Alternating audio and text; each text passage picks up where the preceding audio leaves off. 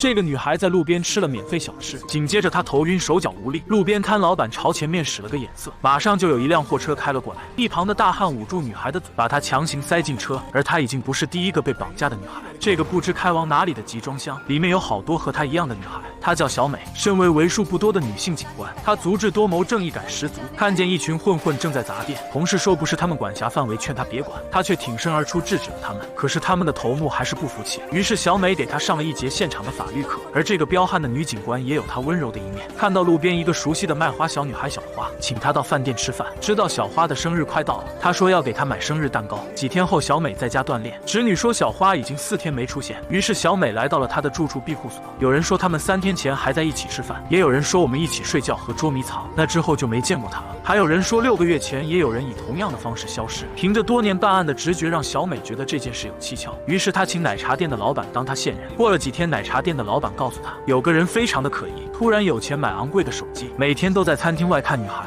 果不其然，他们在餐厅外看见一个男人趁着女孩们不注意，悄悄拿手机偷拍他们。小美一看，原来是认识的旧同事，于是把他叫上车。她不知道后面已经有人给同伙报信，他们在旁敲侧击问男人时，而男人被消音枪击中，他们浑然不知。直到旁边的男同事看见男人头上的血，才知道他已经领了盒饭。这时从后面开来一辆摩托车，小美跳下车，徒步追着摩托车跑。幸好大街上人多，摩托车开得不快。小美上前一把抓下后座的人，并把他交给后面赶来的同事。他又继续追，这时骑手在拐弯，小美跳上旁边的车，再跳下把骑手扑倒在地，接着把他按在墙上。刚掏出手枪，突然一声枪响，他被另一个人射杀。小美觉得这件事越来越复杂。画面一转，这群失踪的女孩正在被人强行洗脑。为首的老板叫大海，他嚣张地跟女孩们说，现在你们都看到我的样子，要为我工作，就别再想从我这儿逃出去。在他的威逼下，女孩们只能乖乖听话，而等待他们的将是一场拍卖。这些女孩身上被挂着号码牌，一个个站在舞台中央，而台下坐着几个达官贵人，他们看着 iPad 上女孩的照片，把女孩当物品来竞拍。另一边，小美从嫌犯手机相册里找到线索，他们发现了嫌犯的同伙。小美从种种细节判断出，这是一伙有组织的庞大团伙。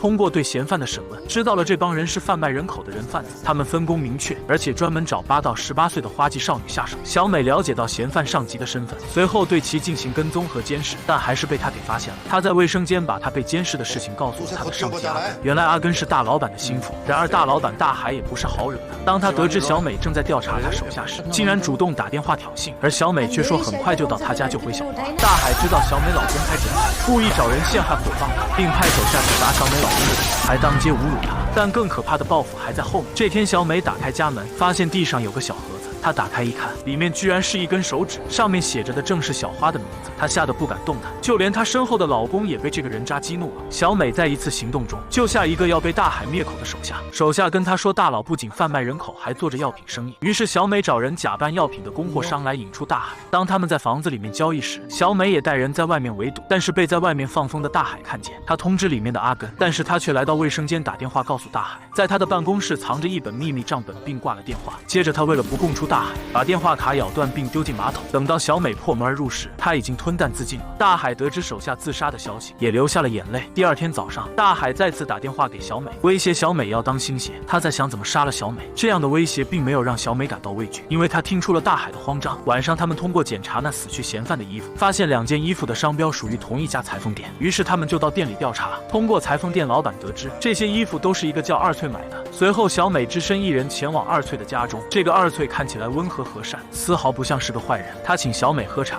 看到小美喝完后，并得知她是艺人来，他马上露出邪恶的笑容。这时小美突然感到全身没力气，没一会儿就昏了过去。当小美从昏迷中醒来，手脚都被绑住，前面那人是自己苦苦寻找的大海，此刻就在自己身边。大海觉得抓住了他，已经10拿9稳，得意忘形地说出自己秘密，并且要带他去一个地方。到了晚上，在会所的化妆间，几个手下抬进一个装着人的麻袋，打开后里面居然是小美。随后他看见失踪好久的小花，俩人抱头痛哭。后来大海把她送给了一个达官贵人，可惜他忘了小美可是个训练有素的警察。只见他一个反手一刀扎在男人手背，抬起双脚把男人放倒在床上。接着掰折他的手，并迅速割断脚上的绳子，又把他拉下床，一踹一踢。男人在那嗷嗷大叫，他把男人拖下楼，用他来当做人质。看着眼前的达官贵人，大海只能乖乖听话。小美要他放掉所有的女孩，但是小美没有立刻带着女孩逃离。他们来到了化妆间，原来精明的小美早就知道这次行动很可能会掉进陷阱，所以她在去2岁家前就已经在附近监视，并在第2天看见在跑步的大海，还在他的车底安装了 GPS， 接着跟踪他。过去的48小时，他没有去任何的旅馆或仓库，因为那时候逮捕他也不能指控他什么罪，所以他决定不浪费时间。在进入大佬家前，小美已经做好了充分的准备。她在鞋子里藏了一把小刀，最后用小刀割断手上的绳子。原来小美是故意让他抓住，把自己当诱饵，这样能才来到大海的老逃。画面回到现在，大海关门时突然拔出手枪要偷袭小美，不过瞬间就被小美夺过。他打电话通知同事，接着他退掉枪里的子弹并扔掉手枪。他要在同事到来之前，他打算用自己的方式惩罚大海。大海看着他并嘲笑他不自量力。小美脱下自己的外套，开始和大海进行肉搏。过了没多久，大海就被打得起不来。他明白自己也走不掉了，就开始对小美进行心理战。他说在印度只要有权有势，什么事都能摆平。小美一听，擦干鼻子上的血，打得更狠了，边打边说，既然你教育我，那我也给你上一课。就因为这里是印度，只要人多杀了某人，